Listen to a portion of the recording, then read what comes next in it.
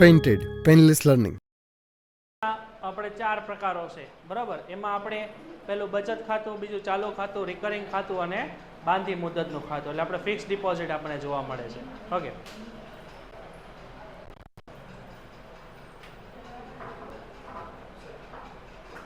Brightness ક્યાંથી વધારે. Okay, હવે બરોબર દેખાય છે ને દરેકને? ઓકે, ચાલો. હવે બેંક આપણને અલગ અલગ સેવાઓ પૂરી પાડે છે. આની પહેલાં આપણે જોઈ હતી પોસ્ટ ડિપાર્ટમેન્ટની સેવાઓ. તો પોસ્ટ વિભાગની અલગ અલગ સેવાઓ જોઈ હતી. હવે આપણે બેંકની સેવાઓ જોવાની છે. જે પોસ્ટ ડિપાર્ટમેન્ટની સેવાઓ છે એ મેજોરિટી બેંક પણ પૂરી પાડે, બરાબર ને? બેંકની સેવાઓ છે પોસ્ટ ડિપાર્ટમેન્ટ પૂરી પાડે. દાખલા તરીકે બેંકમાં ખાતું ખોલાવવું, તમને લોન આપવી, ચેક આપવો, એટીએમની સુવિધા આપવી વગેરે. સૌથી પહેલું છે આપણને ડ્રાફ્ટ ઇસ્યુ કરવા. આપણી પાસે જો પહેલાં આપણે એવું કીધું છે કે બેંકનું મુખ્ય કાર્ય શું હોય, તો કે થાપણો સ્વીકારવાનું અને લોન આપવાનું. હવે આપણે જોયું હતું, બરાબર. મુખ્ય કાર્યમાં પૈસા લેવા અને પૈસાને ધિરાણ અથવા રોકાણ કરવું. તો આ ઉપરાંત બેંકની અન્ય ઘણી બધી સેવાઓ છે, જેમ કે નાણાકીય વ્યવહારો સંભાળવા, આની આપણે ચર્ચા કરી હતી. શાકપત્ર કોને કહેવાય, ટ્રાવેલર્સ ચેક કોને કહેવાય, ઇસ્યુ કોને કહેવાય, આરટીજીએસ, એનઈએફટી આપણે ડિટેલમાં જોવાનું છે. બેંક ઓવરડ્રાફ્ટ અને loan, debit card, credit card અને કોર બેન્કિંગ, આટલી સેવાઓ આપણે આની અંદર જોવાની છે. સૌથી પહેલી આપણી સેવા છે ડ્રાફ્ટ ઇસ્યુ કરવા. ડ્રાફ્ટ એટલે કે એક પ્રકારનો ચેક જ હોય જે એક બેંક છે એ બીજી બેંકને આપતી હોય. આની અંદર આપણે બે વસ્તુ આવશે. આની અંદર આપણે બે વસ્તુ જોવાની છે. એક આપણે એક કોલ મની જોવાનું છે અને બીજું આપણે જોવાનું છે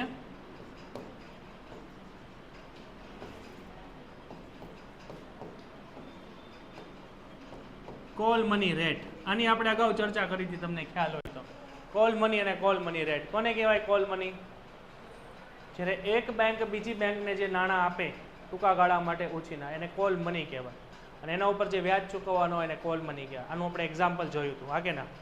ઓકે, તો પેલી આપણી છે કે ભાઈ ડ્રાફ્ટ ઇસ્યુ કરવા. અહીંયા પેલું અંડરલાઈન કરો, ડ્રાફ્ટ એટલે કોઈ એક બેંક અન્ય બેંક પર શાખ પર લખેલો ચેક. શાખ એટલે અહીંયા લખો ઉધાર.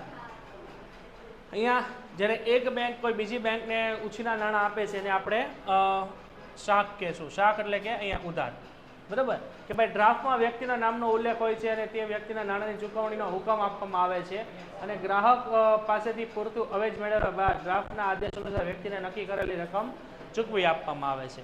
એટલે આ વસ્તુ આપણે કહેવાય ચેક, બરાબર. તમે ચેક જોયેલો છે દરેક વ્યક્તિએ, હા કે ના? ચેકમાં મારું ખાતું SBIમાં છે, બરાબર છે. તમારું ખાતું ક્યાં છે? એક્સિસ બેંકમાં. હું તમને 25,000 રૂપિયાનો ચેક લખું તો તમે શું કરો? એ 25,000નો ચેક ક્યાં જમા કરો? એક્સિસ બેંકમાં. એટલે મારા એકાઉન્ટમાંથી 25,000 માઇનસ થાય, તમારા એકાઉન્ટમાં શું થાય?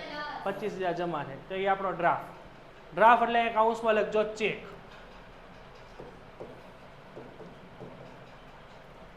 ચેક આપણે બધાએ જોયેલો જોઈએ, બરાબર ને? તો પેલી સુવિધા ચેકની સુવિધા આપે છે. કઈ સ્વિચ છે આમાંથી?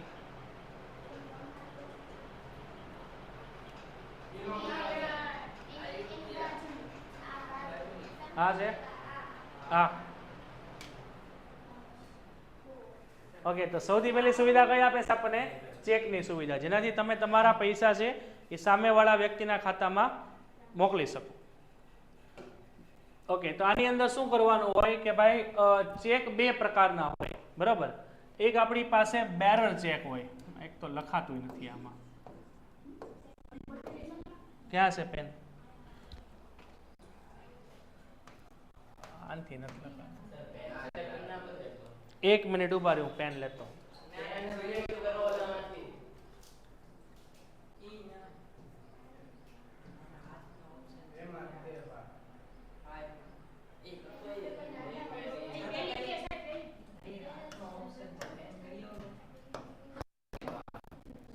હું 2 મિનિટ લેતા હોઉં.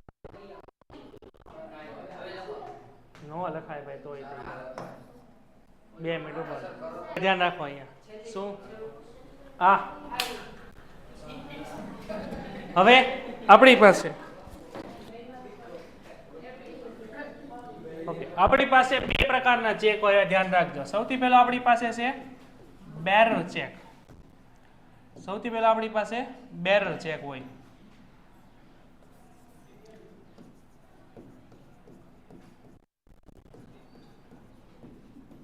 અને બીજો આપણી પાસે ક્રોસ ચેક હોય. હવે બેરર ચેક અને ક્રોસ ચેક વચ્ચે શું ફરક હોય એ આપણે જોવાનું છે. ઉદાહરણ તરીકે એક ચેક છે, હું તો કે તમને લખું છું, બરોબર છે. હવે ઈ ચેકની અંદર હું દાખલા તરીકે તમારું નામ લખું. દાખલા તરીકે તમારું નામ છે મહેશભાઈ દેસાઈ, બરોબર. તો એની અંદર મહેશભાઈ દેસાઈ નામના વ્યક્તિને હું ચેક લખું છું. હવે ઈ ચેક એનાથી ક્યાંક પડી જાય કે ખોવાઈ જાય, બરોબર છે. તો જે વ્યક્તિને આ ચેક મળે ને એ વ્યક્તિ બેંકમાં જઈને હું મહેશભાઈ દેસાઈ છું નામનું નામ આપી અને એ ચેકના પૈસા વટાવી શકે અને એ પૈસા તમને કેશમાં પણ મળી શકે. તેને બેરર ચેક કહેવાય. ક્રોસ ચેક એટલે શું હોય કે ભાઈ ચેક હોય ને આપણી પાસે આ ચેક હોય, અહીંયા બે આડી લાઈન કરેલી હોય, અહીંયા આપણને બે આડી આવીના લાઈન કરેલી હોય, આવીના આડી બે લાઈન કરેલી હોય અને એમાં લખેલું હોય એકાઉન્ટ પે. એટલે દાખલા તરીકે આ ચેકની અંદર નામ લખ્યું છે મહેશભાઈ દેસાઈ, તો મહેશભાઈ દેસાઈ નામના વ્યક્તિના જ એકાઉન્ટમાં આ ચેક જમા થશે. એટલે તમે બેંકમાં જઈને એમ કહો કે હું મહેશભાઈ દેસાઈ છું, મને ચેક ના પૈસા આપો, તો તમારું એકાઉન્ટ માંગે કે ભાઈ લાવો તમારો એકાઉન્ટનો નંબર બોલો. એટલે હવે એ એકાઉન્ટની ડિટેલ તમે જાઓ તો એકાઉન્ટમાં તો આપણું જ નામ હોય. મહેશભાઈ દેસાઈ નામનો વ્યક્તિનું આપણી પાસે થોડું ખાતું હોય, તો આ શું થાય, ફ્રોડનો કેસ લાગુ પડે. તો બેરર ચેક હોય ને એ આમ તમે જુઓ ને તો એ વધારે સેફ નથી, સુરક્ષિત નથી. બેરર ચેકને તમે રોકડમાં લઈ શકો. બેરર ચેક તમારી પાસે ખોવાઈ જાય તો એ વ્યક્તિ જેના હાથમાં આવે ને એ વ્યક્તિ બેંકમાં જઈને વટાવી શકે. જ્યારે ક્રોસ ચેક હોય ને એ હંમેશા તમારા ખાતામાં જ જમા થાય, બરાબર છે. એ હંમેશા તમારા ખાતામાં જ જમા થાય અને જે વ્યક્તિનું નામ લખેલું હોય ને એના એકાઉન્ટમાં જમા થાય, કોઈ કેશમાં ન મળે. એટલે અહીંયા ચેક બે પ્રકારના હોય, મગજમાં ક્લિયર રાખજો. કયા કયા? બેરર ચેક અને ક્રોસ ચેક. વધારે સુરક્ષિત કયો છે આપણે? ક્રોસ ચેક, જેનું નામ લખેલું એકાઉન્ટમાં જ જમા થાય, બરાબર. આપણે હમણાં એનો ફોટો જોશું એટલે આપણે વધારે ખ્યાલ આવશે. તો બેંક નાણાં લેનારા નામનો ઉલ્લેખ એમાં કરે છે અને બેંક નાણાંની ચૂકવણી જેને કરવાની છે એને આપવામાં આવે છે. એસી પે હોવાથી અહીંયા અંડરલાઈન કરજો, એસી પે હોવાથી જેના નામનો ઉલ્લેખ કરાયો હોય તેના જ ખાતામાં ચેક જમા થાય અને આ ચેક રિટર્ન થવાની સંભાવના હોતી નથી. એટલે કે ચેક કદાચ બાઉન્સ થાય. મેં તમને 50,000નો ચેક લખ્યો છે, તમે બેંકમાં જમા કરાવવા ગયા, તમે બેંકમાં જમા કરાવ્યો ને બેંકવાળા એમ કીધું કે આ ભાઈના ખાતામાં તો મૂળ 5 રૂપિયા છે, બરોબર. તો એનો મિનિંગ શું થયો? ચેક શું થયો? બાઉન્સ થયો. તો તમે મારા ઉપર લીગલ એક્શન લઈ શકો, તમે મારા ઉપર કેસ ફાઇલ કરી શકો, બરોબર ને. તો આ એક પ્રકારનો ઓર્ડર છે કે જે એક પ્રકારના ચલણી નોટની જેમ સામેવાળા વ્યક્તિને વટાવવા માટે તમે સ્વતંત્ર છો. તમે સામેવાળા વ્યક્તિ એટલે કે વટાવી શકે જેનું નામ લખેલું હોય એનું. તો ચેક જ્યારે પણ લખવો ને ત્યારે સમજી વિચારીને લખવું. તમારા એકાઉન્ટમાં પૈસા હોય એ બધું ચેક કરીને પછી આપણે ચેક લખવો જોઈએ. આમને એમ તમે ચેક લખશો તો ચેક બાઉન્સ થાય, તમારા ઉપર લીગલ એક્શન પણ લેવાઈ શકે. ચેક કેટલા પ્રકારના છે? બે. એક બેરર ચેક અને એક ક્રોસ ચેક. બેરર ચેક હોય ને એ રોકડમાં પણ મળી શકે અને તમારા ખાતામાં પણ જમા થઈ શકે અને કોઈ પણ વ્યક્તિ વટાવી શકે, એટલે બહુ જોખમી છે. ક્રોસ ચેકમાં શું હોય કે ભાઈ તમારા ખાતામાં જ જમા થાય અને જેના નામનો ઉલ્લેખ હોય એને જ મળે, એ રોકડમાં ન મળે. એટલે કેવો છે? એ સેફ છે.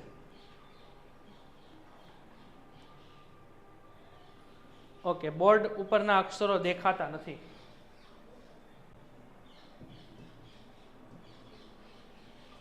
ઓકે, હવે દેખાય છે? ઓકે, રેડી છે. બીજું કામ શું કરે છે? પે ઓર્ડરનું. બેંક બીજું કામ કરે છે આપણું પે ઓર્ડરનું. હવે પે ઓર્ડર હોય ને એ બેંક જેવો જ હોય, પરંતુ એ એક બેંકથી બીજી બેંકને લખાતો ચેક હોય. ઓલો ચેક શું હશે? એ વ્યક્તિગત હોય.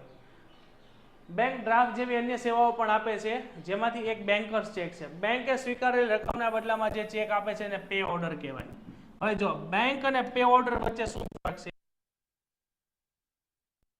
હવે આપણે અહીંયા એ નામના વ્યક્તિને આપણે પૈસા દેવાના છે, ઉદાહરણ તરીકે 50,000 રૂપિયા.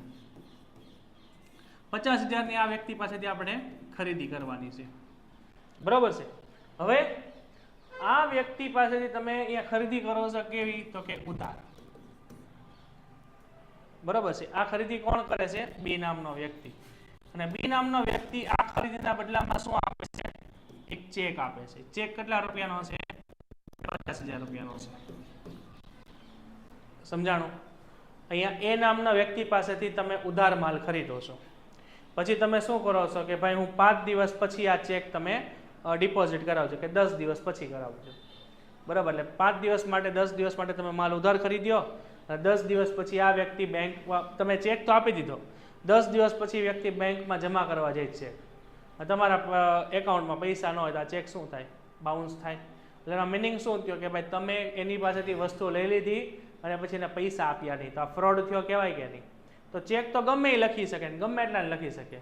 દાખલા તરીકે મારે તમને ચેક લખવો હોય તો એમાં લખી નાખું 5 કરોડ રૂપિયા, ભલે ને ન હોય, હા કે ના? તેમાં ક્યાં કોઈ જોવા આવવાનું છે ખાતામાં પૈસા છે કે નહીં? પે ઓર્ડર કેવી વસ્તુ છે? પે ઓર્ડરની અંદર તમારે બેંકમાં અગાઉથી પૈસા જમા કરી દેવાના છે, એ ચેક જેવો જ હોય, એમાં કાંઈ ફરક ન હોય, ઉપર ખાલી પે ઓર્ડર લખેલું હોય. એની અંદર શું હોય? તમારા એકાઉન્ટમાં અગાઉથી પૈસા જમા થઈ જાય, પછી એના બિહાફમાં ઇસ્યુ થાય, એની બેંક ઇસ્યુ કરે, સામેવાળા વ્યક્તિને વિશ્વાસ વધુ આવે. ઉદાહરણ તરીકે મારે તમારી પાસેથી 10 લાખ રૂપિયાનો માલ લેવાનો છે, હવે તમે મને ઓળખતા નથી એટલે તમે મને ઉધાર માલ તો નહીં આપો, બરાબર. હું તમને એમ કહું આલ્યો 10 લાખનો ચેક, તો તમે તો શું કહો આ તો ચેક તો શું થઈ જાય? બાઉન્સ પણ થઈ જાય. એટલે મારે શું કરવાનું? મારે 10 લાખ રૂપિયા મારા એકાઉન્ટમાં જમા કરવાના. એટલે એ 10 લાખ રૂપિયાની સામે બેંક મને એક પે ઓર્ડર આપે અને એ પે ઓર્ડરમાં મારે તમારું નામ લખવાનું, બરાબર. હવે હું તમને એમ કહું કે ભાઈ 10 દિવસ કે 15 દિવસ પછી જમા કરજો, હવે એ કોઈથી બાઉન્સ ન થાય, કારણ કે તમારા ખાતામાં પૈસા છે, એ પૈસા ફ્રીઝ થઈ ગયા હોય, એના બિહાફમાંથી ઇસ્યુ થયો હોય, બરાબર. એટલે તમારી સાથે ફ્રોડ ન થાય. એટલે તમે મને 50 લાખનો માલ ઉધાર આપો, ભલે ન ઓળખતા હો, કારણ કે બેંક એમાં ગેરંટી લેતી હોય, કારણ કે બેંકમાં પૈસા ઓલરેડી કેવા છે? તો કે જમા છે. ઓકે, તો બેંક દ્વારા ઇસ્યુ કરવામાં આવે છે પે ઓર્ડર, એ તરત જ એક શેર કે બીજા શેરમાં વટાવી શકાય છે, અને શેર કે ગામની બહાર વટાવી શકાતો નથી. પછી આપ્યું છે આરટીજીએસ. જો આ વસ્તુ 12મા ધોરણમાં આવશે હો ને. સૌથી પહેલા એનું full form real time gross settlement, અને બીજું આપણી પાસે છે એનઈએફટી. એનઈએફટી એનું એક ફૂલ ફોર્મ યાદ રાખશો આપણે, national electronic fund transfer. RTGS આ ફૂલ ફોર્મ પૂછશે, આપણે બધા એના ફૂલ ફોર્મ યાદ રાખશું, એક આરટીજીએસ અને એનઈએફટી. આ બંને વસ્તુઓ છે ખબર, એક પેમેન્ટની સિસ્ટમ છે, બરાબર. અહીંયા આપણે બંને વચ્ચેનો એક ડિફરન્સ સમજી લઈએ.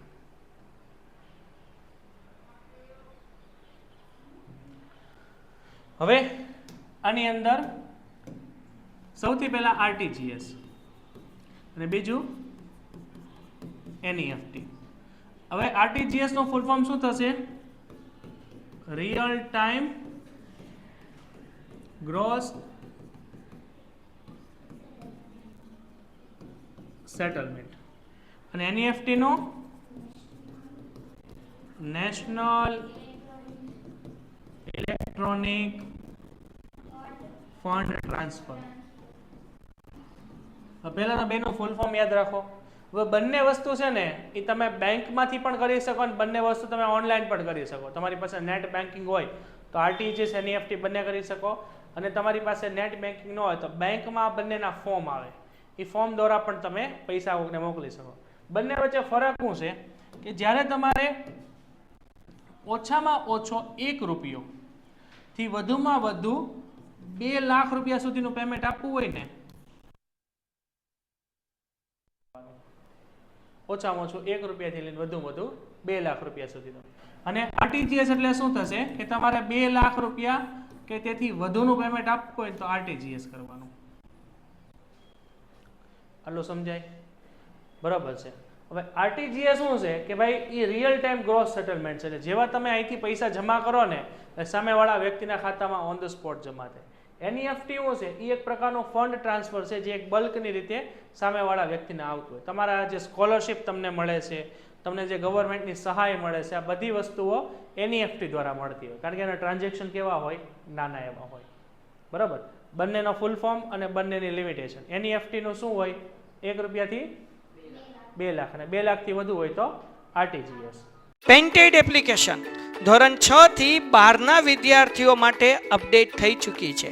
આ એપ્લિકેશનમાં શું છે? બધા જ વિષયના વિડીયોઝ છે. ગુજરાતની બેસ્ટ ફેકલ્ટી દ્વારા લાઈવ લેક્ચર્સ છે. આઈએમપી પ્રશ્ન છે, ટેસ્ટ સિરીઝ છે અને ગુજરાતના તમામ વિદ્યાર્થીઓ સાથે તમે તમારી કમ્પેરિઝન કરી શકો છો. ગેમિફિકેશન છે અને બીજું ઘણું બધું. તો તમે એપ્લિકેશન ડાઉનલોડ ન કરી હોય તો ડિસ્ક્રિપ્શનમાં લિંક આપી છે. હમણાં જ પ્લે સ્ટોર ઉપર જાઓ અને એપ્લિકેશન ડાઉનલોડ કરો. ઘરે બેઠીને સરસ મજાનું ગુજરાતની જોરદાર ફેકલ્ટી સાથે ભણો, સારા માર્ક્સે પાસ થાઓ. તો સૌથી પહેલા એનઈએફટી આપણે જોઈએ. સૌથી પહેલાનું ફૂલ ફોર્મ યાદ રાખશું. સૌથી પહેલા આરટીજીએસ આપણે જોઈ લઈએ કે જે રિયલ ટાઈમ ગ્રોસ સેટલમેન્ટ છે. હવે આરટીજીએસ સભ્ય ધરાવતી કોઈ પણ બેંકમાં આરટીજીએસ દ્વારા ફેરબદલી થઈ શકે. હવે તમે તમારા ઘરે તમારી જે પાસબુક હોય ને એની અંદર તમારે જોવાનું, એની અંદર તમને આ કોડ આપેલો હોય, જુઓ આઈએફએસસી કોડ. આઈએફએસસી કોડ તમને આપેલો હોય. આ દરેક બેંકનો કોડ હોય, એટલે આ દરેક બેંકનું એકાઉન્ટ હોય, બરાબર. તમારું કેમ બેંક એકાઉન્ટ નંબર હોય એવી રીતના આ બેંકનો એક આઈએફએસસી કોડ હોય. હવે આરટીજીએસ સભ્ય ધરાવતી તમામ બેંકમાં આઈએફએસસી કોડ દેખાય છે ને, જે 11 આંકડાનો આલ્ફા ન્યુમેરિકલ કોડ હોય. આઈએફએસસી કોડ હોય ને એ 11 આંકડાનો હોય, આલ્ફા ન્યુમેરિકલ હોય. ઓકે, આ કોડ કઈ સંસ્થા ઇસ્યુ કરે છે? આઈડીઆરબીટી, જે ક્યાં આવેલી છે? હૈદરાબાદમાં આવેલી છે. આઈએફએસસી કોડ કેટલા આંકડાનો હોય? 11 આંકડાનો, આલ્ફા ન્યુમેરિકલ, એટલે એમાં એબીસીડી પણ હોય અને નંબર પણ હોય. અને આ આઈએફએસસી કોડ કઈ સંસ્થા આપણને આપે છે? આઈએફએસસી કોડ કઈ સંસ્થા આપે છે? આઈડીઆરબીટી. એ ક્યાં આવેલી છે? હૈદરાબાદમાં આવેલી છે. આ થોડુંક યાદ રાખવાનું છે આપણે. જેમાં અહીંયા આપણે શું કીધું છે કે આ રિયલ ટાઈમ એ તરત સમયે અને ગ્રોસ એટલે કે વ્યવહાર પ્રમાણે જમા થાય છે. એટલે ઓન ધ સ્પોટ તમારા ખાતામાં પૈસા જમા થતા હોય. હવે આની અંદર એક અહીંયા અંડરલાઈન કરજો. પહેલા આઈએફએસસી નું full form Indian financial system code, એને આઈએફએસસી કહેવામાં આવે. આઈએફએસસી કેટલા આંકડાનો હોય? 11 આંકડાનો. કઈ સંસ્થા આપે આ કોડ? કઈ સંસ્થા ડિસ્ટ્રીબ્યુટ કરે છે? આઈડીઆરબીટી. આ ક્યાં આવેલી છે? આઈડીઆરબીટી નું full form institute of development research of banking technology. IFSC નું ફૂલ ફોર્મ શું થશે? Indian financial system code. હવે આરટીજીએસ છે ને 2 લાખ કે તેથી વધુની રકમ જમા કરવાની સેવા આપે છે. અંડરલાઈન કરો. આરટીજીએસ માં 2 લાખ થી વધારેની રકમ આપણે જ્યારે મોકલવી, દાખલા તરીકે કોકને આપણે 50 લાખ રૂપિયા મોકલવા છે તો તમે આરટીજીએસ થ્રુ જ મોકલી શકો, બરાબર. કોકને 500 કરોડ મોકલવા છે તો આરટીજીએસ થ્રુ. 2 લાખ થી ગમે એટલી રકમ. તો આ પદ્ધતિમાં જે દિવસે રકમ જમા કરવાની હોય, સૂચના આપવાની હોય, તે જ દિવસે સામેવાળા વ્યક્તિના ખાતામાં જમા થાય છે. એટલે રિયલ ટાઈમ, એટલે ઓન ધ સ્પોટ. અત્યારે જો કેટલા વાગ્યા છે? આપણે 7:01 થઈ છે. તો અત્યારે તમે આરટીજીએસ માટે એપ્લાય કરો ને, આરટીજીએસ નું ફોર્મ ભરીને પેમેન્ટ કરો ને, તો ઓન ધ સ્પોટ આ જ સમયે સામેવાળા વ્યક્તિના એકાઉન્ટમાં શું થઈ જાય? પૈસા જમા થઈ જાય અને તમારા ખાતામાંથી પૈસા ઉપડી જાય. એટલે એને રિયલ ટાઈમ કહેવાય, on the spot. Google pay જોયું ને? ગૂગલ પે તમે કરો એટલે ક્યુઆર ઓલો સ્કેન કરો અને તમારો પિન નાખો એટલે આપણા ખાતામાં ટણુક થાય એટલે પૈસા ઉપડે, એટલે સામેવાળા ખાતામાં સીધા જમા થઈ જાય. જોશો કે નહીં? ઈ પછી યુપીઆઈ સિસ્ટમ છે, યુનિફાઈડ પેમેન્ટ ઇન્ટરફેસ, બરાબર. આ આરટીજીએસ છે. આરટીજીએસ 2 લાખ થી વધુની રકમની ફેરબદલીમાં કરવામાં આવે છે અને નાણાં લેનારના ગ્રાહકના ખાતામાં કમિશન લેવામાં આવે છે. એટલે કે અહીંયા જ્યારે તમે આરટીજીએસ કરો ત્યારે બેંક તમારી પાસેથી અમુક ટકા ચાર્જ લેતી હોય. પછી આપ્યું છે આપણને એનઈએફટી. તો એનઈએફટી એટલે શું થશે કે જે ભાઈ એનઈએફટી નું મેમ્બરશિપ ધરાવતી બેંક હોય, જે આરટીજીએસ નું, ઈ જ અહીંયા કરવામાં આવે છે. અહીંયા અંડરલાઈન કરજો. આપણે આના વ્યવહારમાં ફંડ ટ્રાન્સફરની રકમની કોઈ મર્યાદા નથી. એટલે અહીંયા તમે ઓછામાં ઓછો 1 રૂપિયા પણ મોકલી શકો, બરાબર છે. પરંતુ પાસે 2 લાખ. અને આ છે ને બેચ પ્રમાણે થાય. બેચ પ્રમાણે એટલે કે દાખલા તરીકે તમે જોવો, આરબીઆઈ ની બેચ હોય, આણે 2000 રૂપિયાનું ટ્રાન્ઝેક્શન કર્યું, એનઈએફટી કર્યું. આણે 10,000 નું કર્યું, આણે 20,000 નું કર્યું, બરાબર. આણે 1 લાખ નું કર્યું, ઓલે 500 નું કર્યું, ઓલે 50 રૂપિયાનું કર્યું. હવે આ ઉદાહરણ તરીકે કેમ 20 ટ્રાન્ઝેક્શન મારી પાસે ભેગા થયા, તો 20 ટ્રાન્ઝેક્શન ભેગા થયા, 20 ટ્રાન્ઝેક્શન હું એને વેરીફાઈ કરીશ અને ઓકે આપીશ, પછી સામેવાળા વ્યક્તિના ખાતામાં જશે. એટલે એક બેચ બને. એટલે બધાને એક હારે પૈસા ટ્રાન્સફર થાય. ઓલામાં હું રિયલ ટાઈમ એટલે એક એકના ઓન ધ સ્પોટ ટ્રાન્સફર થાય. અહીંથી તમે પેમેન્ટ કર્યું સીધું સામેવાળા વ્યક્તિના ખાતામાં, એ રિયલ ટાઈમ, જેને આરટીજીએસ કહે. આમાં શું હોય, આમાં બેચ બને, કારણ કે આમાં ટ્રાન્ઝેક્શન કેવા છે, નાના નાના, એટલે બધા ટ્રાન્ઝેક્શન ભેગા કરવાના, એક સાથે ટ્રાન્ઝેક્શન ભેગા થાય પછી એક હારે રિલીઝ થાય, એટલે આમાં થોડીક વાર લાગે. એનઈએફટી ના પૈસા થોડાક સમય પછી આવે, બરોબર છે. તો આમાં પેલું અહીંયા અંડરલાઈન કરજો. આમાં પણ શેનો ઉપયોગ કરવાનો છે, આઈએફએસસી બંને સિસ્ટમમાં હશે, બરોબર. અહીંયા અંડરલાઈન કરજો, કોઈ ફંડ મર્યાદા નથી, એટલે ઓછામાં ઓછો 1 રૂપિયા પણ થઈ શકે, પરંતુ વધુમાં વધુ કેટલા રૂપિયા છે, 2 રૂપિયા.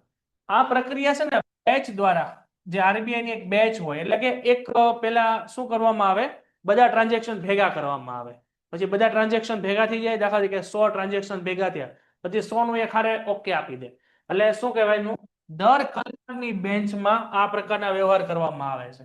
એટલે આ પૈસા સામેવાળા વ્યક્તિના ખાતામાં મહત્તમ 48 કલાક સુધીમાં જમા થાય, વધુમાં વધુ 2 દિવસમાં આ પૈસા જમા થાય, એટલે આમાં થોડીક વાર લાગે. ઓલામાં આરટીજીએસ માં ઓન ધ સ્પોટ પૈસા જમા થાય, કારણ કે આમાં ટ્રાન્ઝેક્શન નાના હોય, એટલે કલાકના 1 કલાકમાં કેટલા ટ્રાન્ઝેક્શન થયા, ઉદાહરણ તરીકે તો કે 200 ટ્રાન્ઝેક્શન થયા, તો એની બેચ બને, પછી 200 એ 200 એક હારે રિલીઝ થાય, પછી બીજી કલાકમાં તો કે 1500 ટ્રાન્ઝેક્શન થયા, તો 1500 ની બેચ બને, બરોબર, અને પછી એક હારે રિલીઝ થાય, એટલે ટૂંકમાં આમાં વાર લાગે. એટલે વધુમાં વધુ કેટલી વાર લાગી શકે, 48 કલાક, 2 દિવસ સુધીમાં તમારા ખાતામાં પૈસા જમા થાય. આરટીજીએસ માં ઓન ધ સ્પોટ થાય, બરોબર છે.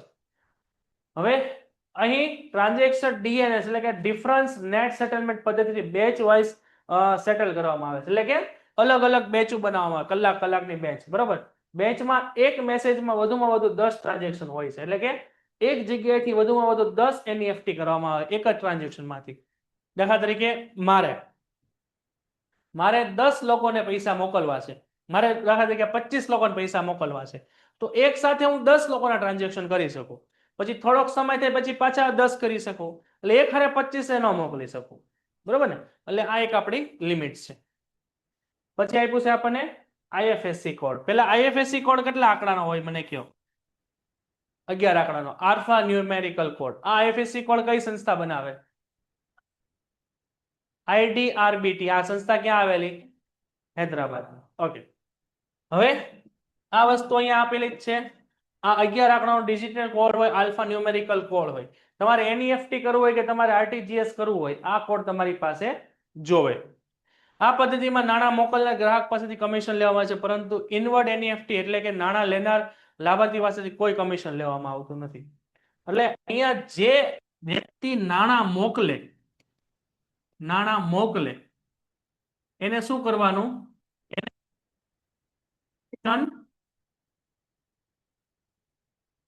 ચૂકવવાનું, અને જે વ્યક્તિ નાણાં મેળવે એને કમિશન નહીં ચૂકવવાનું. એટલે ફોર એક્ઝામ્પલ આ એ નામનો વ્યક્તિ છે, એ આ બી નામના વ્યક્તિને ઉદાહરણ તરીકે 25,000 રૂપિયા મોકલે. 25,000 રૂપિયા કેના થ્રુ મોકલે છે, એનઈએફટી થ્રુ, બરાબર છે. તો અહીંયા એ નામનો વ્યક્તિ કેટલા રૂપિયા ચૂકવે છે, તો કે 25,000 પ્લસ ચાર્જ, 25,000 પ્લસ ચાર્જ. અહીંયા ચાર્જ કેટલા રૂપિયા હશે, તો કે ઉદાહરણ તરીકે 100 રૂપિયા. તો એકચ્યુઅલમાં કેટલા રૂપિયા પેમેન્ટ કરે છે, 25,000 ને 100 રૂપિયા. હવે આ 25,000 ને 100 રૂપિયામાંથી સામેવાળા વ્યક્તિને, બી નામના વ્યક્તિને કેટલા રૂપિયા મળશે, તો કે 25,000 રૂપિયા મળશે. તો 100 રૂપિયા કોને મળશે, તો કે 100 રૂપિયા બેંકને મળશે, એનઈએફટી નો ચાર્જ. સમજાણું. તમારે આ જે વ્યક્તિ આ છે ને નાણાં મોકલનાર છે, આ નાણાં મેળવનાર છે. તો મેળવનારને કોઈ ચાર્જ ન ચૂકવવાનો હોય, મોકલનારને ચાર્જ ચૂકવવાનો હોય. સમજાણું. તમારે અહીંયા આ ચાર્જ ચૂકવવાનો આવે, તમે જે એનઈએફટી ની સેવાઓ લીધી એનો. એટલું ક્લિયર છે, બોલો. હા, ફૂલ ફોર્મ તમારે એક્ઝામમાં ઇંગ્લિશમાં જ લખવાનું રહેશે હો બેન. તો જો અહીંયા તમને આપેલું છે એક્ઝામ્પલ તરીકે 50,000 ની કેશથી એનઈએફટી કરવા અંગે 50,000 કે તેથી ઓછી રકમ ની કેશની એનઈએફટી કરી શકાય છે. તેમજ વોક ઇન કસ્ટમરને પણ એનઈએફટી નો લાભ લઈ શકાય છે. એટલે કે 50,000 થી ઓછા તમારે કોઈ મોકલવા હોય તો તમને રોકડા પૈસા પણ મળી શકે. બેંકમાં કદાચ પૈસા જમા કરાવવા હોય નહીં તો, બાકી આપણા માટે ઇમ્પોર્ટન્ટ નથી. એટલે પેલા જોઈ લો, ન સમજાય પૂછો એનઈએફટી અને આરટીજીએસ. ચાલો.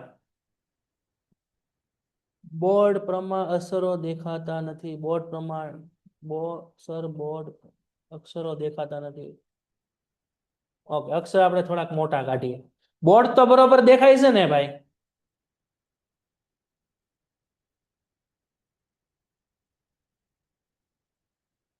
ઓકે, ચાલો દેખાય છે.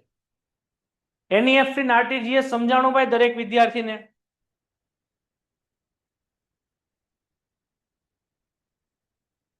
ઓકે. એનઈએફટી ની અંદર કેટલા રૂપિયા હોય? ઓછામાં ઓછી કોઈ લિમિટ નથી. વધુમાં વધુ કેટલી લિમિટ છે? 2 લાખ રૂપિયા. એટલે 1 રૂપિયાથી લઈને 2 લાખ સુધી તમે પેમેન્ટ કરી શકો. એનઈએફટી. એનઈએફટી નો full form national electronic fund transfer. બરાબર છે. એનઈએફટી નું ટ્રાન્ઝેક્શન કરવું હોય તો આઈએફએસસી કોડ જોવે. બરાબર ને? એનઈએફટી નું પેમેન્ટ બેંચમાં થાય, કલાકની બેંચમાં. એક હારે બલ્ક ટ્રાન્ઝેક્શન એક હારે થાય ને વધુમાં વધુ કેટલી વાર લાગે એમાં? 48 કલાક. હવે આપણે જોઈએ આરટીજીએસ. આરટીજીએસ પહેલા full form real time gross settlement. એમાં ઓછામાં ઓછી મર્યાદા નથી. બરાબર ને? તમે 2 લાખ રૂપિયાથી વધુમાં વધુ ગમે એટલા રૂપિયાનું ટ્રાન્ઝેક્શન કરી શકો. અને એમાં પણ આઈએફએસસી કોડ જોવે. હવે આઈએફએસસી કોડ, આઈએફએસસી નું full form Indian finance system code. આ કેટલા આંકડાનો હોય? 11. Alpha numerical. આઈએફએસસી કોડ કઈ સંસ્થા પ્રોવાઈડ કરે? હા, એ સંસ્થા ક્યાં આવેલી? હૈદરાબાદમાં આવેલી. આટલું ક્લિયર છે? ફટાફટ જોઈ લો. ચાલો સર, વોક ઇન કસ્ટમર એટલે શું? વોક ઇન કસ્ટમર એટલે કે તમે બેંકે જઈને પણ પૈસા લઈ શકો. તમને એવું લાગે કે ભાઈ એનઈએફટી ના પૈસા, દાખલા તરીકે મેં તમને પૈસા મોકલ્યા છે, હવે તમારે તમારા ખાતામાં પૈસા લેવાના છે, અથવા તમારી પાસે એકાઉન્ટ જ નથી, બેંક એકાઉન્ટ, તો તમે એનઈએફટી ના પૈસા જે બી બેંકમાં આવ્યા હશે એ બેંકમાં તમારું ખાતું હોય કે ન હોય, તમે ત્યાં જઈને કેશ પણ લઈ શકો. ટૂંકમાં તમારી પાસે ઓનલાઈન ટ્રાન્ઝેક્શન નથી, અથવા એનઈએફટી તમારી પાસે નથી, અથવા તમારી પાસે એકાઉન્ટ પણ નથી, તો બી તમે લઈ શકો. એને વોક ઇન કસ્ટમર એટલે બેંકે જઈને પૈસા લઈ આવવાના, એને વોક ઇન કસ્ટમર કહેવાય. ઓકે, ચાલો.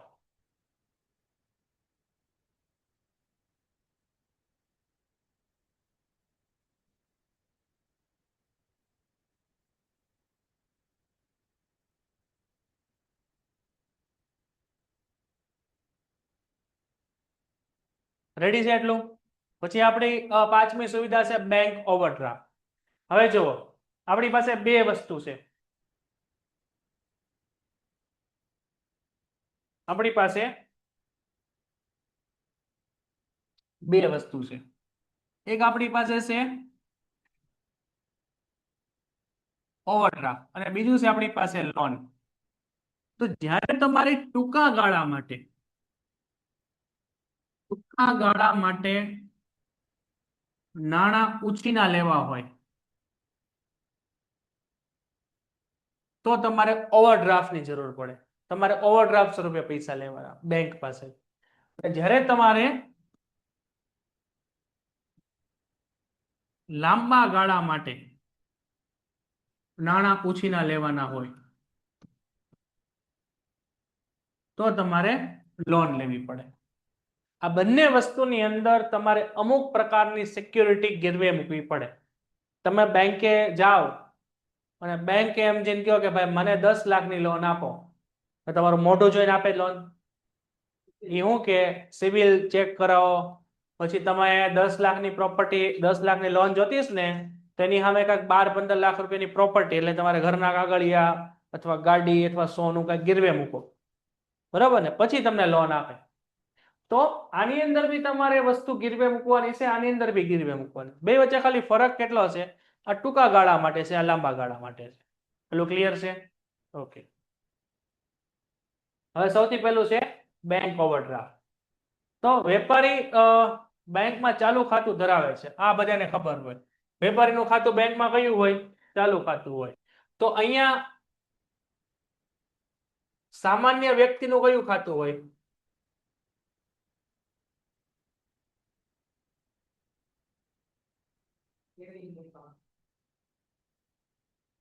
સામાન્ય વ્યક્તિનું કયું ખાતું હોય?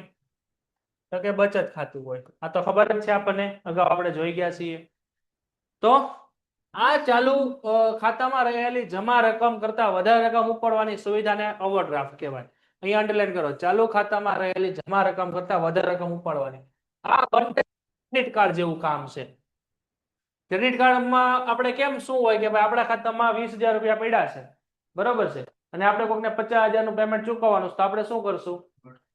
હા કે ના, આપણે ઓવરડ્રાફ્ટ લઈ લેશું. તો ક્રેડિટ કાર્ડ હોય તો ક્રેડિટ કાર્ડ થી પેમેન્ટ આપી દેશું. એટલે તમારા ખાતામાં 20,000 છે, તમારે પેમેન્ટ કેટલું ચૂકવવાનું છે? 50,000. તો તમારા વતી બેંક 30,000 ચૂકવે. તો એવું આ ચાલુ ખાતાવાળાને સુવિધા આપે, જેને આપણે ઓવરડ્રાફ્ટ કહેવાય. વેપારી પોતાની કે અન્ય જામીનગીરી પણ ઓવરડ્રાફ્ટ મેળવી શકે. અહીંયા અંડરલાઈન કરો, અન્યની જામીનગીરી પર ઓવરડ્રાફ્ટ મેળવી શકે. એટલે કે આપણે અહીંયા વસ્તુ શું કરવાની છે? ગીરવે મૂકવાની છે, બરાબર. જામીનગીરી એટલે સિક્યુરિટી તો જોવે જ છે. આમને કોઈ વેપારીને બેંક લોન આપે નહીં, અથવા ઓવરડ્રાફ્ટ આપે નહીં. આ પ્રકારે મંજૂર થયેલ ઓવરડ્રાફ્ટની મહત્તમ રકમમાંથી ઉપાડવામાં આવેલ રકમ પર વ્યાજ પણ ચૂકવવાનું હોય. તો અહીંયા અંડરલાઈન કરો, વ્યાજે ચૂકવવાનું. તો લોનમાં પણ વ્યાજ ચૂકવવાનું, આમાંય વ્યાજ ચૂકવવાનું. લોનમાં જામીનગીરી એટલે કે પ્રોપર્ટી ગીરવે મૂકવાની, આમાંય મૂકવાની. લોન લાંબા ગાળા માટે, આ ટૂંકા ગાળા માટે. હલો, સમજાણું? ઓવરડ્રાફ્ટ છે એ કેટલા સમય માટે હોય? ટૂંકા ગાળા માટે. એમાં જામીનગીરી મૂકવાની, કઈક વસ્તુ ગીરવે મૂકવાની ને, હા, એમાં વ્યાજ ચૂકવવાનું, હા. લોન લાંબા ગાળા માટે, એમાં જામીનગીરી મૂકવાની, હા, એમાં તે તમારે વ્યાજ ચૂકવવાનું, તો કે હા. પછી છે કેશ ક્રેડિટ. કેશ ક્રેડિટ શું છે કે ભાઈ તમારી બેંકમાં ટ્રાન્ઝેક્શન કરવામાં આવીએ. ભાઈ હું એક વેપારી છું, તો કે મારા એકાઉન્ટમાં રોજ તો કે 20 લાખ રૂપિયા જમા થાય છે ને 18 લાખ રૂપિયા ને 15 લાખ રૂપિયા ઉપડે છે, તો મારું એક બેલેન્સ હશે, બરાબર ને, કે રોજ આટલા રૂપિયા જમા થાય છે, લાખો રૂપિયા રોજ, તો કે લાખો રૂપિયા મારા એકાઉન્ટમાંથી ઉપડે છે. તો ભાઈ હું તો કે એક સદ્ધર વ્યક્તિ છું, બરાબર ને, હું એક બહુ સારો વેપારી છું. તો બેંક મને શું કરે ખબર? બેંક મને કેશ ક્રેડિટ આપે. કેશ ક્રેડિટ એટલે આપણું ક્રેડિટ કાર્ડ. એ મગજમાં ક્લિયર રાખજો. બોલો.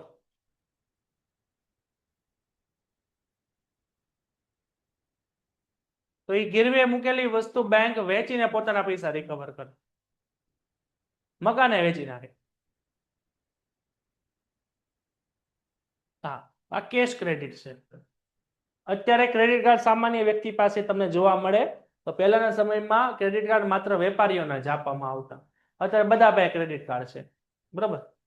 તો કેશ ક્રેડિટ એટલે આપણે શું કહેવું છે કે વેપારીએ ધંધાકીય હેતુ માટે, તેમાં ધંધાના વિકાસ માટે ધંધામાં રહેલા માલ સ્ટોક કે ઉધારીને ધ્યાનમાં રાખી ધિરાણ કરવામાં આવે છે, જેને કેશ ક્રેડિટ કહેવાય. અહીં અંડરલાઈન કરો. ધંધાના વિકાસ અથવા ધંધામાં રહેલા માલ સ્ટોક અને ઉધારીને ધ્યાનમાં રાખી ધિરાણ આપવામાં આવે કેશ ક્રેડિટ કહેવાય. મારે તમને 25 લાખ રૂપિયા ચૂકવવાના છે. કેટલા? કારણ કે મેં મહિના દિવસ પહેલા તમારી પાસે ઉધાર માલ ખરીદ્યો હતો. તો બેંક શું કરે? મારા વતી બેંક તમને 25 લાખ ચૂકવે. બેંક મારા કાકાનો છોકરો થાય છે, બેંક મારા વતી તમને 25 લાખ ઓલા ચૂકવે છે, કારણ કે મારા ટ્રાન્ઝેક્શન એટલા હશે. મારા બેંકમાં કરોડો રૂપિયાના ટ્રાન્ઝેક્શન હશે. તો અત્યારે મારી પાસે પૈસા નથી, તો બેંક શું કરશે? મારા વતી બેંક તમને પૈસા ચૂકવી દેશે, અને કેશ ક્રેડિટ કહેવાય છે. કેશ ક્રેડિટ તમને ક્યારે મળે? જ્યારે તમારું એકાઉન્ટ ને તમારા ટ્રાન્ઝેક્શન હોય બેંકમાં સારા હોય. હવે તમે બેંકની 10 લાખ રૂપિયાની લોન લઈ લીધી અને હપ્તા ન ભરતા હોય, બૂચ મારી દીધું હોય, તો એમાં હાલે નહીં, બરાબર છે. તો આ one type of credit card જેવું છે, બરાબર છે, કે આ પ્રકારની ધિરાણની વ્યવસ્થામાં માલ સ્ટોક બેંકના તારણમાં રહે છે. તારણમાં એટલે અહીંયા સિક્યુરિટીમાં. અંડરલાઈન કરો. તમારા વતી પૈસા બેંક ચૂકવી દે, પરંતુ પછી તમે પૈસા ન આપ્યા તો બેંક સિક્યુરિટી તરીકે શું રાખે? તમારો સ્ટોક. ફરીથી આપણે સમજીએ. મેં તમારી પાસેથી 25 લાખ રૂપિયાનો માલ ઉધાર લીધો છે, બરાબર છે. મેં તમને કીધું કે ભાઈ અત્યારે મને 25 લાખનો માલ ઉધાર આપો, હું મહિના દિવસ પછી તમને 25 લાખ રૂપિયા આપીશ. તો તમે મને આપી દીધો માલ ઉધાર. મહિના દિવસ પછી તમે પૈસા માંગ્યા, પણ મારી પાસે પૈસા છે નહીં, બરાબર છે. એટલે બેંક ને હું એપ્લિકેશન કરું કે ભાઈ આ વ્યક્તિના પૈસા ચૂકવી દો. એટલે બેંક મારા ટ્રાન્ઝેક્શન જોવે, મારી ક્રેડિટ કેટલી છે, મારી વેલ્યુએશન કેટલી છે, હું કેટલા વ્યવહાર કરું છું, તો એ પ્રમાણે બેંક છે ને મારા વતી 25 લાખ તમને ચૂકવી દે. હવે તમારું પૂરું થઈ ગયું, હા કે ના? હવે તમે જે મને માલ ઉધાર આપ્યો હતો ને, જે સ્ટોક મારી પાસે છે ને, એની માલિકી હવે કોની છે? બેંકની. હવે હું બેંકને 25 લાખ પેમેન્ટ આપી દઉં તો પછી માલિકી કોની થઈ જાય? મારી થઈ જાય. બરાબર છે? એટલે આ જે સામાન છે ને સિક્યુરિટી તરીકે રાખે, તમારે બીજી કોઈ વસ્તુ દેવા નથી, એટલે તમારી એટલી આબરૂ છે, તોય તે સિક્યુરિટીમાં તો રાખે જ છે. સમજાણું કે નહીં? કે ન સમજાણું? હું તમારી પાસેથી માલ ઉધાર લઉં, મારે તમને પેમેન્ટ દેવામાં મારી પાસે પૈસા નથી, તો મારા વતી બેંક તમને પૈસા આપે, તમે છૂટા થઈ ગયા. હવે ઈ જે સામાન મેં તમારી પાસેથી ખરીદ્યો ને, ઈ સામાનની માલિકી કોની થઈ જાય? બેંકની. જ્યાં સુધી હું પૈસા ન આપું ત્યાં સુધી. હવે બેંકને 25 લાખનું પેમેન્ટ આપી દો તો એ હવે માલિકી કોની થઈ ગઈ? મારી. જ્યાં સુધી હું બેંકને પેમેન્ટ રિટર્ન ન કરું ત્યાં સુધી. આપણે વેચી દઈએ, પરંતુ આની અંદર તમે જુઓ, આપણે બેંકે ક્યારે પૈસા આપ્યા? 25 લાખ. આપણા ખાતામાં કરોડોના ટ્રાન્ઝેક્શન હશે તો એટલી આપણી ઉપર વિશ્વાસ કરે. હવે બેંકે તને ક્રેડિટ કાર્ડ આપ્યું, 30,000 નું ક્રેડિટ કાર્ડ આપ્યું, 30,000 નો મોબાઈલ લઈ લીધો, હપ્તા ન ભરતો, તો 30,000 ઉપાડીને વાપરી જતો, તો શું થાય? તો સિબિલ ડાઉન થાય. તને 30,000 ક્યારે આપ્યા હોય? તારા ખાતામાં લાખ 2 લાખ રૂપિયાનો કંઈક ટ્રાન્ઝેક્શન થયા હોય તો. મારા ખાતામાં 5-10 કરોડ ટ્રાન્ઝેક્શન થાય તો મને 25 લાખ રૂપિયા મારા વતી પેમેન્ટ કરે. આમને એમ કરે? ન કરે ને. તારા ખાતામાં મૂળ 10 રૂપિયા હોય તો તારું 30,000 નું ક્રેડિટ કાર્ડ આપે તને? ન આપે. ખબર જ છે આ વિયો જવાનો છે, હા કે ના? તમને જે વેલ્યુએશન આપી હશે ને, એ તમારા ટ્રાન્ઝેક્શન થી બહુ ઓછી હશે. ઓકે? હે? ઉઘરાણી એટલે કે જ્યારે પૈસા આપણે ચૂકવવાના હોય ત્યારે આપણે કેમ, દાખલા તરીકે તમારે 10 તારીખે પેમેન્ટ, 10 તારીખે લોનનો હપ્તો ભરવાનો છે, તમે ન ભરો તો 11-12 તારીખે બેંકમાંથી ફોન આવે કે ભાઈ હપ્તો ભરી જાઓ. 15 તારીખે ફોન આવે કેમ નથી ભરાય, એને ઉઘરાણી કહેવાય. તો અહીંયા આપણે શું કીધું છે? નેક્સ્ટ, આમાં પણ બેંક શું લે? તો કે વ્યાજ લે. બેંક કોઈ વસ્તુ મફતમાં કરે નહીં. પછી આપી છે આપણી પાસે લોન. લોનમાં શું હોય? તમારે લોન ઘણા બધા પ્રકારની હોય. વ્યક્તિગત લોન હોય, પછી ધંધાની લોન હોય, કાર લોન હોય, મોબાઈલની લોન હોય, બરાબર? ઘણી લોન હોય. કોઈ પણ લોન હોય ને એની સામે બેંકમાં તમારે શું આપવાનું હોય? જામીનગીરી, સિક્યુરિટી. બરાબર? તમે લોન ન ભરો તો એ વસ્તુ ઉપર કબજો કોનો થઈ જાય? બેંકનો. દાખલા તરીકે તમારે 25 લાખની લોન જોવે છે, તો તમારું 30 લાખનું મકાન તમારે ગીરવે મૂકવું પડે બેંકમાં. તમે ટાઈમ ટુ ટાઈમ હપ્તા ભરો, બરાબર? તમારે દાખલા તરીકે 3 વર્ષની લોન લીધી, 3 વર્ષ સુધી ટાઈમ ટુ ટાઈમ એક નિશ્ચિત કરેલો હપ્તો હોય. દાખલા તરીકે 35,000 નો હપ્તો છે, તો 35,000 દર મહિને તમે ભર્યા કરો, 3 વર્ષ સુધી કન્ટિન્યુ ભરી નાખો, તો તમારી લોન પૂરી થઈ ગઈ. તો તમે જે વસ્તુ ગીરવે મૂકી હતી બેંક તમને પછી રિટર્ન આપી દે. હપ્તા ન ભરો તો શું થાય? બેંક એ વસ્તુ માર્કેટમાં વેચી એની હરાજી કરીને પોતાની અમાઉન્ટ રિકવર કરે, અને એના ઉપર બેંક શું લે? વ્યાજ પણ લે. તમને 30 લાખની લોન આપી હોય ને, તો એના ઉપર બેંક 5-6 લાખ રૂપિયા વ્યાજ લે, એટલે તમને 30 લાખની લોન 36 લાખમાં પડે. બરાબર છે? બેંક વ્યાજ પણ લે, એ જ તે બેંકની આવક છે. અને લોન હંમેશા કેવી હોય? મેજોરિટી લાંબા ગાળે લોકો લેતા હોય.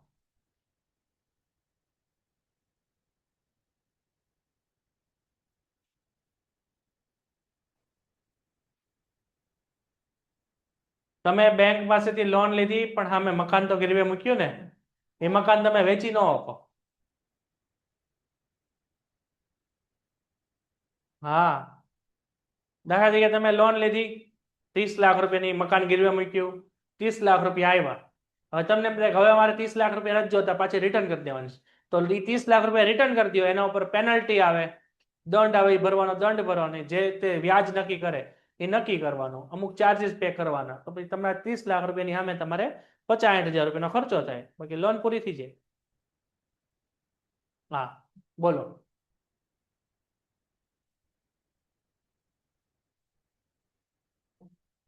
તો એના ઉપર વ્યાજ ચૂકવવાનું. દાખલા તરીકે તમારો લોનનો હપ્તો 10 તારીખે આવે છે. હવે તમે 2-3 દિવસ માટે તમે ચૂકી ગયા છો, અને તમે 10 તારીખની બદલે 13 તારીખે હપ્તો ભર્યો, તો 3 દિવસ લેટ થયા ને તેનો ચાર્જ લાગે. દાખલા તરીકે 10,000 નો હપ્તો હોય તો તમારે ફોર એક્ઝામ્પલ 10,000 ને 400 રૂપિયા પે કરવા, તો 400 રૂપિયા તમારો ચાર્જ. રેડી? તો આપણે લોન સ્ટાર્ટ કરીએ. તો બેંકનું મુખ્ય કાર્ય બેંકનું મુખ્ય કાર્ય શું છે? તો થાપણ સ્વીકારી અને ધિરાણ આપવું. આ વસ્તુ આપણે પહેલી આગળ જોઈ ગયા છીએ. બેંક ઓછા દરે થાપણો સ્વીકારે છે અને વધુ દરે થાપણો આપે છે. આથી બેંકને નફો થાય. બરોબર ને? આ વસ્તુ આપણે ક્યાં જોઈ ગયા હતા? આગળ જોઈ ગયા હતા.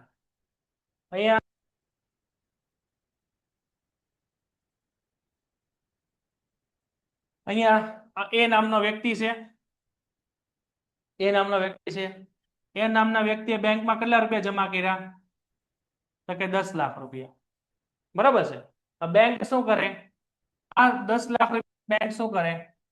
બી નામના વ્યક્તિને લોન તરીકે આપી દે. એટલે બી નામનો વ્યક્તિ 10 લાખ રૂપિયા પ્લસ એના ઉપર 20% વ્યાજ. એટલે એ વ્યક્તિને કેટલા રૂપિયા ભરવાના? 10 લાખ પ્લસ 2 લાખ, 12 લાખ રૂપિયા પે કરવાના.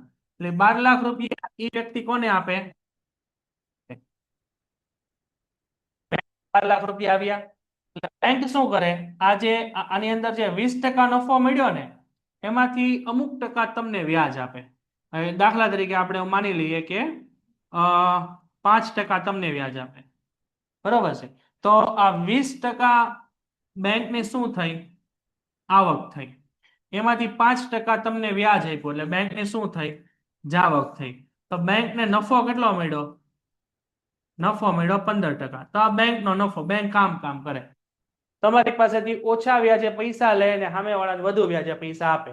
વચ્ચેનો જે ગાળો આવે ને બેંકનો નફો. સામેવાળા પૈસા ન ભરે તો એની પ્રોપર્ટી બેંક વેચીને પૈસા લે તો લોન ન આપે. સિવિલ વિબિલ કાંઈ નહીં જોવાનું. લોન પ્રોપર્ટી તો મૂકવી જ પડે. તારો સિવિલ આખા ભારતનો હોતી હારા મારો તો સિક્યોરિટી તો મૂકવી જ પડે. તારો સિવિલ હારો ને તો તને ક્રેડિટ આપે, લોન નો આપે. ક્રેડિટ ઓછી હોય. ક્રેડિટ 40-50 હજાર રૂપિયાની, 10 લાખની ક્રેડિટ ન હોય. સિવિલ ઉપર 10 લાખની લોન મોટું જોઈને ન આપે. એ મુકેશ અંબાણી હોય ને તો એને તે ગીરવે તો મૂકવું જ પડે પ્રોપર્ટી. બરોબર? નકર બધા વિજય માલ્યા થઈ જાય. હા કે ના? લઈને વસ્તુ ભાગી જાય. એ વેચી જ ન હોય કારણ કે પ્રોપર્ટીના કાગળિયા બેંકના લોકરમાં જમા હોય. ત્યારે તમારી લોન પૂરી થાય ને પછી જ કાગળ તમને પાછા આપે. એમ નો હાલે. ડુપ્લિકેટ ઉપર ન થાય. એમાં લખેલું હોય મોર્ગેજ લોન કહેવાય. શું કહેવાય? મોર્ગેજ કહેવાય. તમે તમારી પ્રોપર્ટી ગીરવે મૂકીને એના ઉપર પૈસા લ્યો ને એને મોર્ગેજ લોન કહેવાય. બરોબર?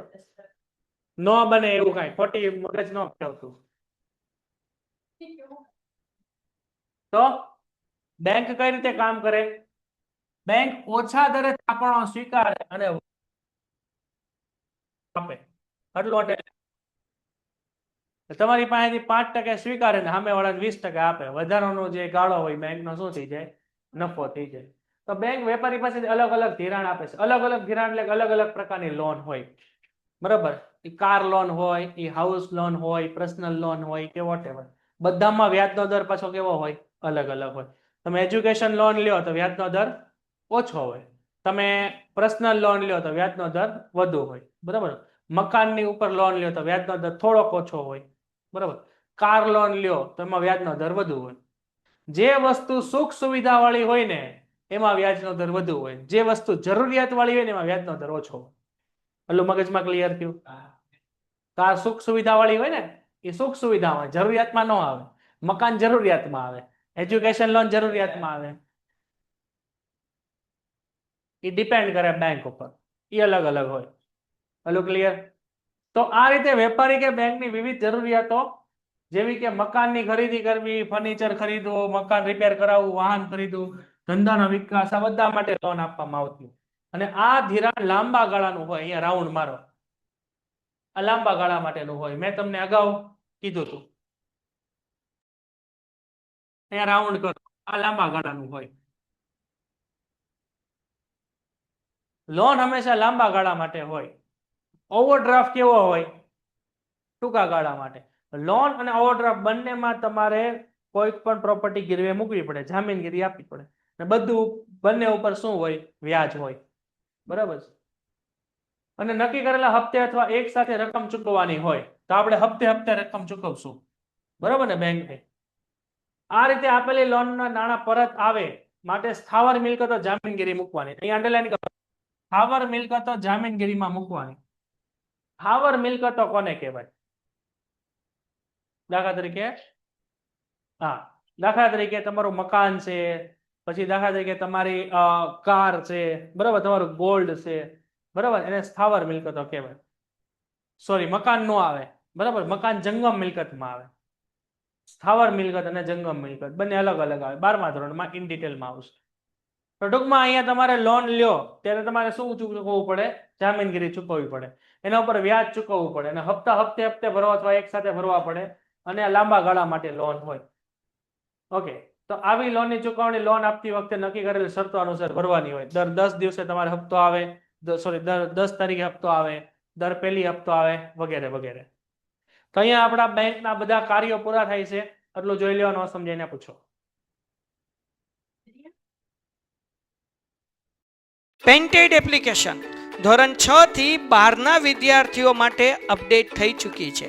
આ એપ્લિકેશનમાં શું છે? બધા જ વિષયના વિડીયોઝ છે. ગુજરાતની બેસ્ટ ફેકલ્ટી દ્વારા લાઈવ લેક્ચર્સ છે, આઈએમપી પ્રશ્ન છે, ટેસ્ટ સિરીઝ છે, અને ગુજરાતના તમામ વિદ્યાર્થીઓ સાથે તમે તમારી કમ્પેરિઝન કરી શકો છો. ગેમિફિકેશન છે અને બીજું ઘણું બધું. તો તમે એપ્લિકેશન ડાઉનલોડ ન કરી હોય તો ડિસ્ક્રિપ્શનમાં લિંક આપી છે. હમણાં જ પ્લે સ્ટોર ઉપર જાઓ અને એપ્લિકેશન ડાઉનલોડ કરો. ઘરે બેઠીને સરસ મજાનું ગુજરાતની જોરદાર ફેકલ્ટી સાથે ભણો, સારા માર્ક્સે પાસ થાઓ.